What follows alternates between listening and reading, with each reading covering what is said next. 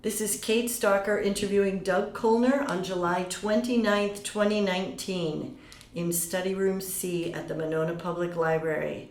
Thanks for coming in, Doug. You're welcome. Happy to be here. Great. So why do you want to share your story?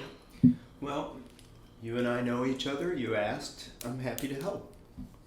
Well, thank you. We appreciate it. So let's start with when you were young. When and where were you born? I was born in 1959 in the south side of Chicago, and within a couple of weeks moved to Madison. My father was stationed at Truex Field, but he had gone to medical school in Chicago and really liked the OB/GYN there. Uh-huh. So let's talk about your parents. What kind of doctor was your father, and what did your mother do? My father was a family practice physician for approximately 25 years, then did a residency in radiology and did that till about age 80. My mother was a scientist, researcher, magnificent piano player, raised 7 kids, and was an otherwise superhuman. Yeah, she must have been very busy. Mm-hmm. Do you have any influential extended family members? Pretty much all of them. My mother's brother was an attorney. Her sister was a wonderful social worker. My father's family's full of people who were doctors and scientists, and they're all influential. Yeah, how did that lead you to the career you chose?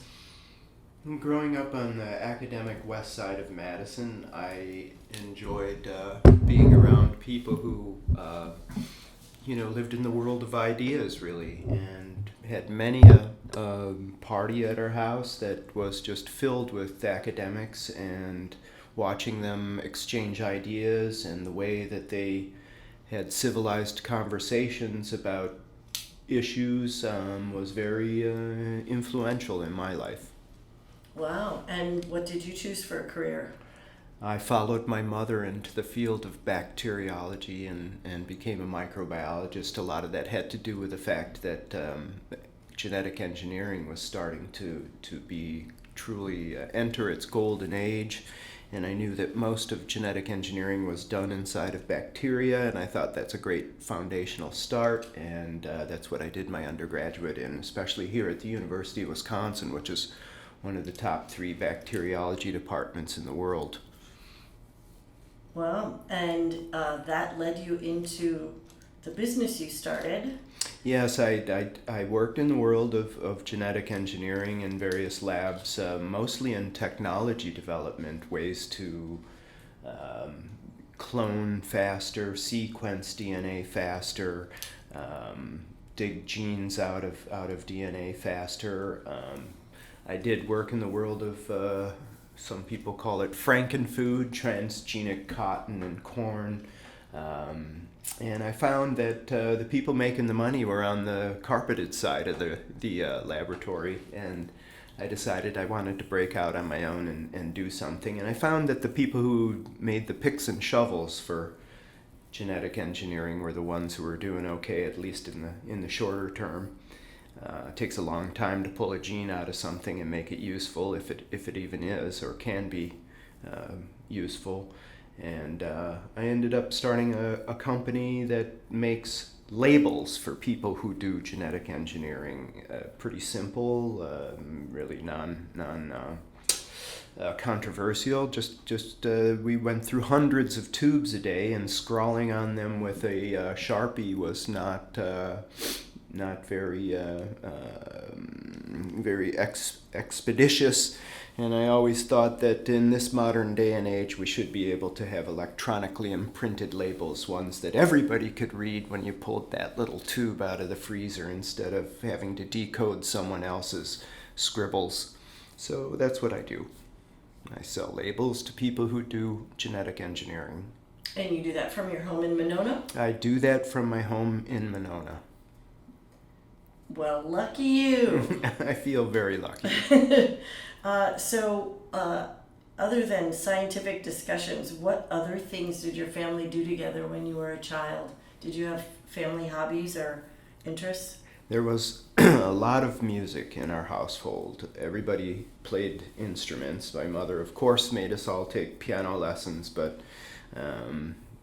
with four brothers and two sisters, and growing up in the 60s and 70s, there were a lot of guitars and so forth. And then my brother and my mother got into refinishing old reed organs, and my mother always had the Unitarian Society over for their choir practices and performances and parties, epic parties. And a lot of music. I think that was probably one of the biggest things in our house. And also, again, with four brothers, there was a lot of sports involved. We were all involved in you name the sport, we were doing it. And you're involved in some sports still today. I am, little less so, kind of getting on in the years.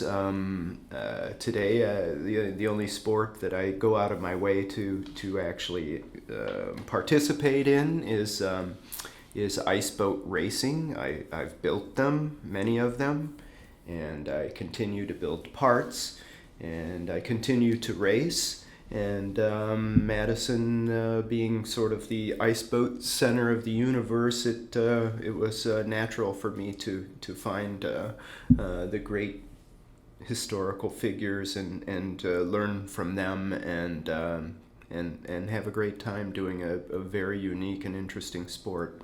Great. And do you participate in summer sports? I did for many years. I was a member of both the Mendota Yacht Club and the Lake Monona Sailing Club, and for many, many years raced every single race I could jump in a boat for, had many boats myself, participated with many different teams, and went to regattas and did that until it became time to really, I had to get away from violent sports, so I stopped sailing in the summer. Mostly I wanted my summers back as well. When you sign up for a team, at least the way I feel about it, you show up for every race, and that makes it difficult to go off and camp on a weekend when really you should be showing up to win that next trophy, hopefully. Do you have any favorite memories of either sailing or ice boating? Oh boy, yeah, lots of favorite memories of sailing and ice boating. I guess it's always fun when you're the first boat over the finish line and you get the gun. It's always fun in the winter to go off and have a great race and see people you haven't seen for many months and reconnect. Any specific ones? I guess there were so many. I guess I just can't think of one in particular. That's fine. So you were a recent transplant to Monona. Just finished building a new house a couple of years ago. What made you decide to move here? Well, we actually found a teardown 15 years ago on Belle Isle. The story is that in the 1940s it was a fishing cottage that was dragged across the ice and plunked down on Belle Isle, and we bought that 15 years ago.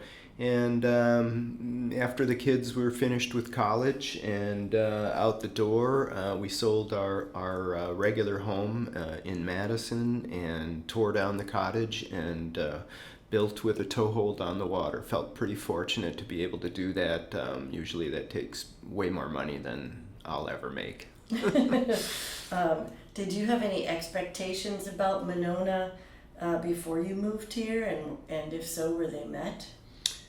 Expectations. I guess I didn't think about Monona as a place that I wanted to come to because I thought that it had something more to offer than other areas in the Four Lakes region, other than the fact that we were able to find a decrepit old cottage at a price we could afford. So my only expectation was that someday we would be able to have a nice place on the water that was for two empty nesters, and it's actually beyond my dreams. I never I never thought of having a dream house, but I feel like I'm in one now. Oh, good for you. So I imagine you've made friends out there. What kinds of things do you and your neighbors do together? Well, the interesting thing about an island, and having never really lived on one, I learned it quite quickly, and essentially the very first night that I was down there. It's a small community unto itself. There are only 20 homes on the island, and the neighbors, 90% of them were so welcoming and immediately,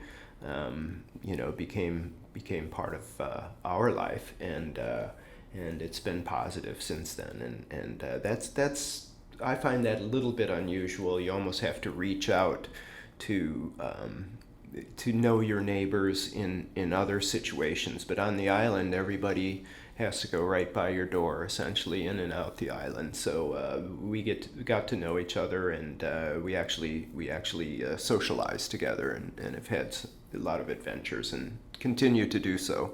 That's great. I'm sure you have some common concerns as well that make it a tighter knit community. Lake level being the number one. Yeah, lake level, absolutely. Because we are, after all, lower than whale shit on Belle Isle. So tell me a little bit about you and your lovely wife. How long you've been married, and Well, we met in 1985 and have been together since then, and have two sons who are grown up. They've gone through college. They both have great jobs. One lives in town, the other does not. My wife has the good job, as I like to say. She a very hard job. She's head of the neonatal intensive care unit at Meriter Hospital, and has over 130 people working under her. So working out of the house, I try to make sure the dog had a walk today, and that dinner's on the table when she comes home, and I might even clean up a little bit if I'm really if I'm really feeling guilty. But we feel pretty blessed to have a sort of interesting balance between my entrepreneurial and sometimes not steady work, and her very important, well-paying but hard job that she goes to seemingly 7 days a week, but for sure 5 long ones. Yeah. Yeah, I bet. So I've only got a couple questions left for you here, but they're important ones. What accomplishments are you most proud of? It's a little esoteric, but I got a patent when I was working in the the analytical division of the chemistry department for a faster way to separate pieces of DNA, and that is something that I feel like was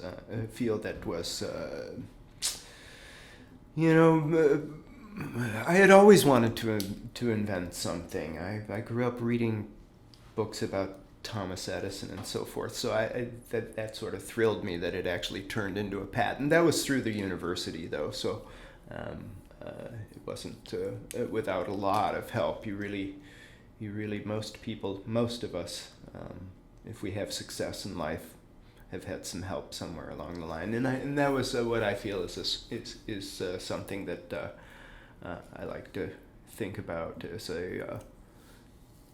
a moment of pride, I guess. Other than that, I guess the occasional victory, whether it's in an ice boat or a summer sailboat or just a good adventure on the sea. Mm-hmm. So Is there one thing you would like people to remember about you in years to come? One thing? It can be more than one thing. Well, I guess if there's one thing, I've always sort of attached my personality to the world of ice boating. It's so special, it's so different, it's so unique, and I feel very, very fortunate to have been able to spend time around some of the most famous members of the ice boating community who are disappearing by the day, unfortunately. But I've had the honor and really felt lucky to have learned from them personally, not just stories from them, but literally personally stood beside them and helped with projects and how it relates to me, I guess, is that I learned a lot and also did plenty of my own building, and the legacy of that remains in the boats that are still out there on the ice. Great. Well, thank you very much for coming in today, Doug. I appreciate it very much. Thank you, Kate, for asking me.